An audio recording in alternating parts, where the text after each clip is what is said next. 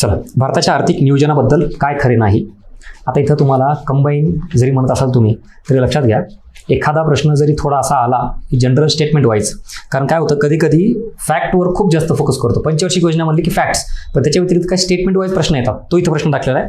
आता पूर्ण रोजगार प्राप्ती व दारिद्र्य निर्मूलनाच्या बाबतीत इथं शब्द बघा, हे असमर्थता म्हणजेच अपयश, हे नियोजनाचे यश म्हणता येईल का? ते यश कसं म्हणता येईल? हे तर काय अपयश आहे ना, म्हणजेच पहिलं स्टेटमेंट चुकीचं आहे.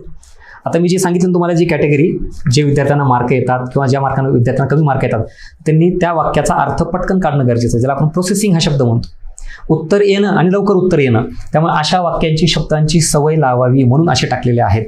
मी परत सांगतो, चॅलेंज देऊन आपल्याला तुम्ही ज्या वेळेला तुम्ही इतर कुठल्याही टेस्टचा वापर कराल, टेस्ट सिरीज द्याल, तेव्हा एवढे प्रश्न सोपे वाटतील आणि अर्थनीती पॅटर्नचे जे प्रश्न आहेत ते एवढे जड जातील. त्याचं कारण आहे आयोगाच्या लेवलची वाक्यरचना, शब्दरचना द्यायचा प्रयत्न करतोय मी.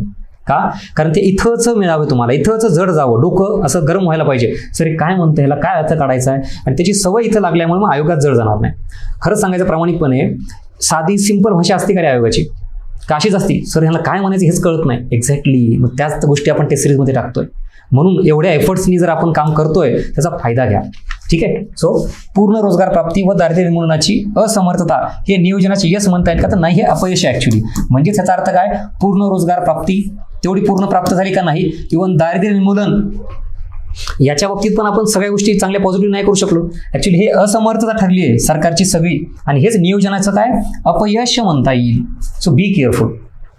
नियोजनाच्या सुरुवातीच्या काळात राष्ट्रीय उत्पन्नात कृषी व सेवा क्षेत्राचा वाटा अनुक्रमे, आता ह्या अनुक्रमे शब्द काय सांगतो तुम्हाला, इथं जास्त म्हणजे कृषीचा, कमी म्हणजे सेवाचा, आणि कशामध्ये? राष्ट्रीय उत्पन्नामध्ये. So statement is correct. लक्षात घ्या.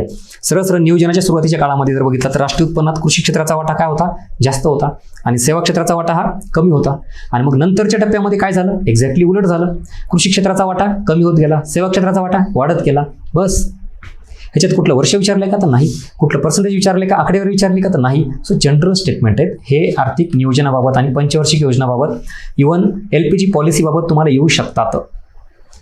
हेच जर मी परत इथं राष्ट्रीय उत्पन्नाच्या ऐवजी रोजगार निर्मितीमध्ये टाकला तर तुम्हाला तेही सांगता आलं पाहिजे.